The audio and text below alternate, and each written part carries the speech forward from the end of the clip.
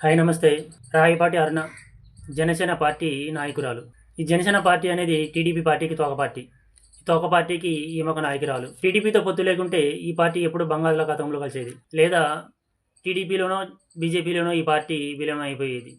ఈ పార్టీ నాయకురాలైన అరుణ ఒక TV live డిబేట్‌లో కూర్చొని కిరణ్ రాయల్ అనేవాడు ఉత్తమ పురుషుడు, శ్రీరామచంద్రుడు, గౌతమ బుద్ధుడు, పవన్ కళ్యాణ్‌కి జిరాక్సు, భీమలా నాయక్ సినిమాలో పవన్ కళ్యాణ్ లాంటివాడు అంటూ సర్టిఫికేట్ ఇస్తుంది.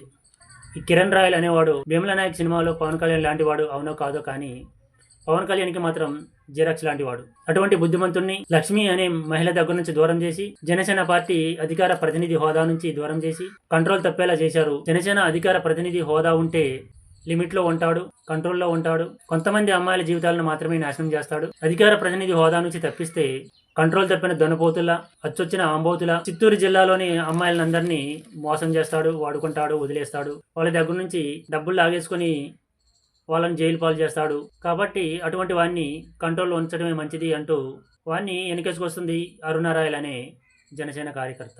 ఈ అరుణ రాయల్ అనే జనసేన పార్టీ నాయకురాలు. వాళ్ళ నాయకుడే అమ్మాయిలకు అన్యాయం చేస్తాడు అనుకుంటే, వాళ్ళ నాయకుడే ముగ్గురేసి నలుగురేసి అమ్మాయిలను మారుస్తాడు అనుకుంటే, మూడేసి నాలుగేసి పెళ్లిళ్ళు చేసుకుంటాడు అనుకుంటే, ఆ పార్టీలో ఉన్నటువంటి నాయకులు నాయకురాళ్ళు వాళ్ళ నాయకుడిలాగే తయారయ్యారు.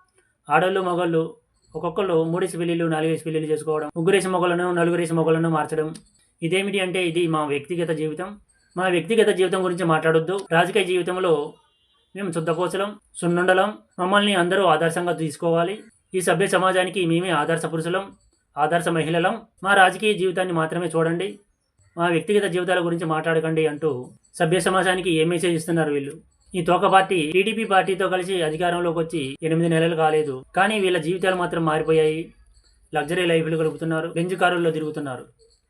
ఎలక్షన్స్కి ముందు ఎలా ఉన్నాయి వీరి జీవితాలు, ఎలక్షన్స్ తర్వాత ఎలా ఉన్నాయి ఒక్కసారి ఈ సభ్య సమాజం తెలుసుకోవాలి.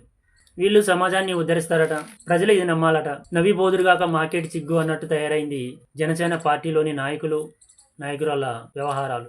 వీళ్ళు సభ్య సమాజానికి ఏం మెసేజ్ ఇస్తున్నారు ప్రజలందరూ గమనించాలి.